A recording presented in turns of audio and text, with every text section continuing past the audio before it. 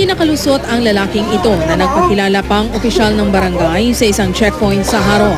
Miyerkules ng gabi, dumaan si Jecon Salcedo sa Haro checkpoint sakay ng kanyang motorsiklo. Nang hingan siya ng mga pulis ng kaukulang dokumento sa motorsiklo, biglang nagpakilalang opisyal ng barangay si Salcedo. Doon na raw naghinala ang mga pulis. Pagpakilala niya sa amon, barangay official sa kuno sa 5th district.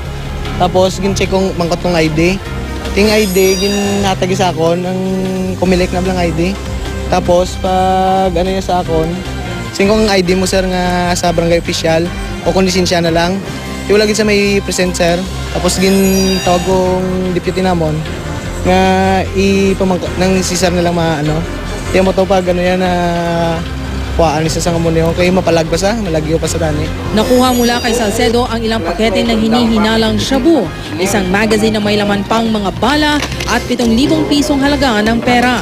Ang mga paraphernalia na blaw, tapos ang isa nakaptan niya nga iabuyan na tani. Muling nasa pan ni sir nga nakurner pesaw.